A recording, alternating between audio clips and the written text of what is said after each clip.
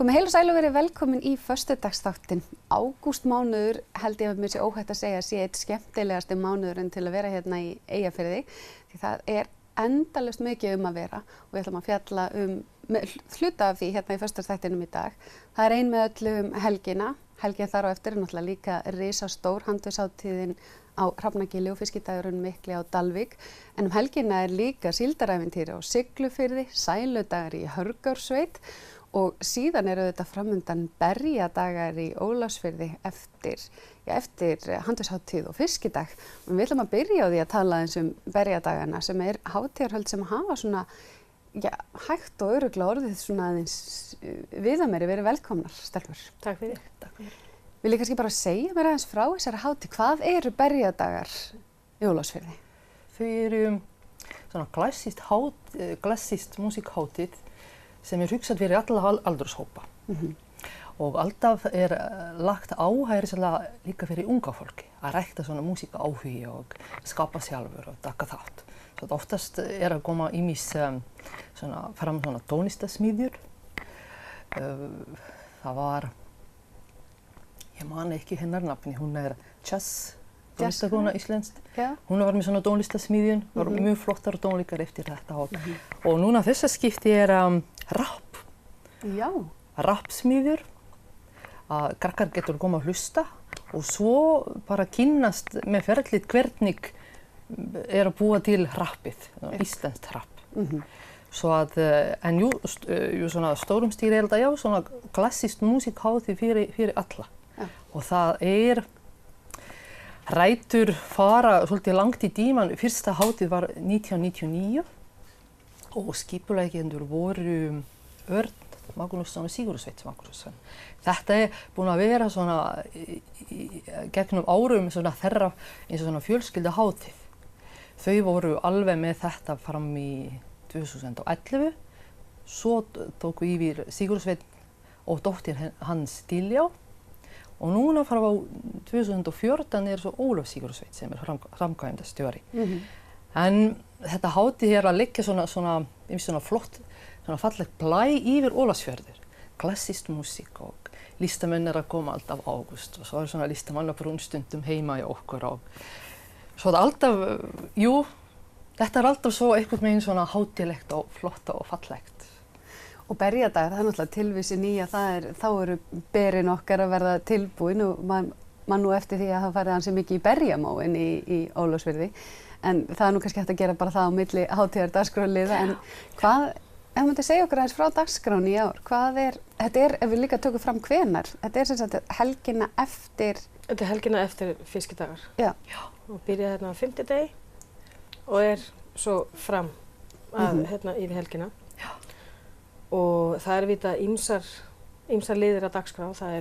Og það sem kannski einkenna hátíðin líka það ekki á einum stað lengur. Þetta ekki bara Tjarnarborg, það í kirkjuna og það svona á mörgum stöðum bara í bænum þar sem verið að flytja tónlist og vera með námskeið. Já. Og svo þetta vita núna í fyrsta skipti sem við komum inn í þetta með Kaffi Klöru, Jesús Sangari Kaffi Klara og í fyrra þegar við vorum að spjalla ég og Ólöf þá sagði ég okkur gerum við ekki eitthvað með mat og tónlist. Af því það er svo borðliggjandi að fletta þessu saman. Og hún einhvern veginn greip hugmyndina, þannig að núna ætlum við að vera með til dæmis með karaoke á Kaffi Klöru. Já. Og ég hugsa að vera kannski jafnvel svona einhvern svona klassísk karaoke að einhverju leyti líka, sjáum bara til hvað gerist. Og það verður til dæmis á seinnipartinn á föstudagskvöldið. Já. Þannig að við ætlum að starta, en svo koma þau sem á tónleika, koma inn bara seinna. Og svo á laugardeginum þá verður tapas og tónlist í Tjarnarborg á undan tónleikana, stóra tónleikana. Þannig það svona nýtt og svo ætlum við að vera með berjakokteil og berjakökur og svona reyna að fletta þetta inn í. En tapas og tónlist, það hljómar nú dálítið vel. Já, ég vona það. Ég veit búin að vera með tapas og tónlist á Kaffi Klöru núna frá því fyrra í raun og veru. Og það er svona eitt af því sem hefur sliðið í gegn sem viðburð, þannig að ég hef verið reglulega með tapas og tónlist. Og ég hef líka tekið eftir því bara að þú ert aldrei duglega að bjóða upp á ýmsa viðburði og ekki síst með heimafólki á Kaffi Klöru. Já, við hefum verið með Tóti, Trúbador, Þórarinn, frá Þjóðlagasetri sem við vita kennir með mér í menntaskólanum. Hann hefur komið, kórinn úr skólanum hefur komið og svo hafa líka heimamenn sem eru að spila tónlist eins og Afi til dæmis hefur verið að spila hjá okkur. Og núna síðast það kom bara upp í hendurna á mér, þá voru góðstónleikar á Kaffi Klöru. Þannig það voru svona hálfgert stofutónleikar. Já. En við hefum verið með jazztónleikar og Marína og Mikael hafa verið að spila hjá mér. Og það einhvern veginn mjög aðlaðandi fyrir svona lítið stað eins og Ólafsfirði að fá svona lifandi tónlist. Algjörlega. Og geta borðað með. Svo verð ég nú að segja, því ég hef nú farið í brönnstíðin á Kaffi Klöru, ég hef nú að mæla með því bara svona að taka það fram að það er alltaf svolítið skemmtilegt, bursi frá berjadögum. Já, en sjálfsögðu verðum við á berja brönns, sko, það verður bara að tekja bara alla leið. Æðislegt. En þú hefur spilað sjálf á Kaffi Klöru?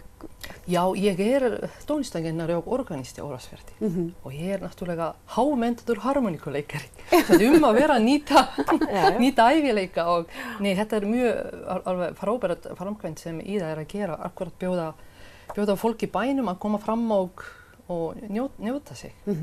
En saman í berjadaga eins og áður við tapas og tónlist sem þetta svo spennandi. Hátíð byrjar 17. ágúst og svo tónleikar á Ólafsfjarðarkirkjunni, söngkonsert. Þarna koma fram bræður frá Siglufirði og þau heitir Hlöðver og Þorsteinn Freyr, þau eru frábærar tenorar. Og mezzosopran hún Elva Tröpp og meðleikari þeirra svo Bjarmi Fríman, sem sagt 50-dagskvöld svo fyrsta svona tónleikar, sem söngtónleikar, svo föstudegi instrumentalkonsert í Ólafsfjarðarkirkjunni og svo eftir akkurat berjakokteil og karaoke. Við fáum gítarleikar frá Dalvík sem mun spila undir og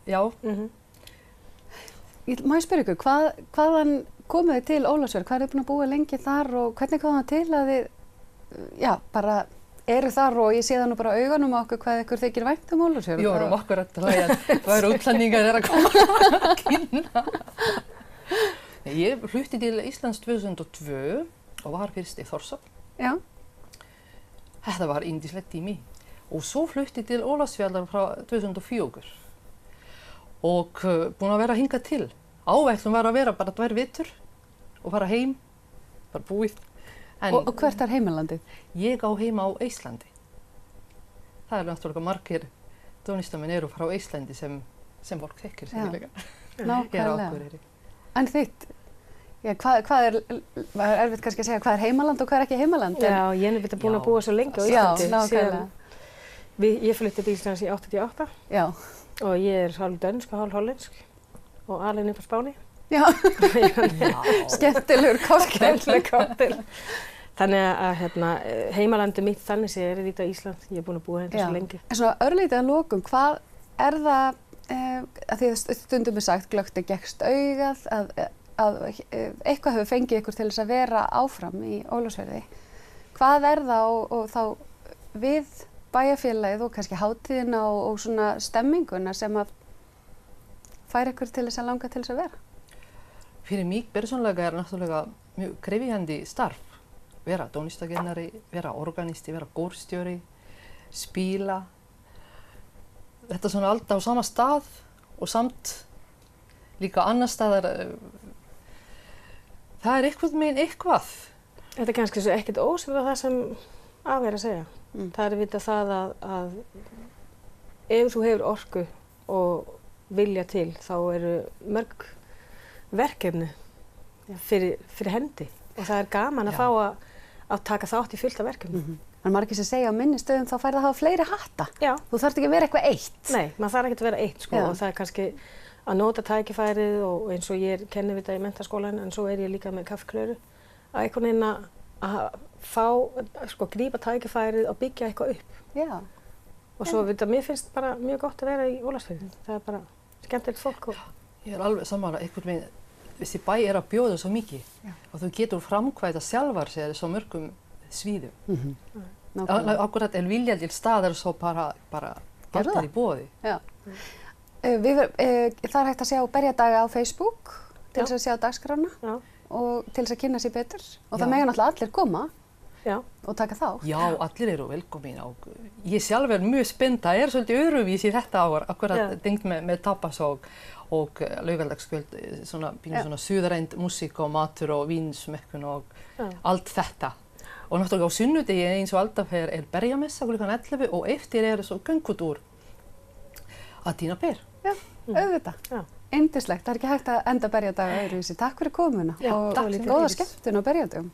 Hvet ykkur auðvitað til þess að kynna ykkur þetta og taka þátt í svona hátíðarhöldum. Það að gera stundum að stíga út fyrir þægindaramman og prófa eitthvað alveg nýtt en við höldum áfram í föstudagsþættinum eftir augnablik.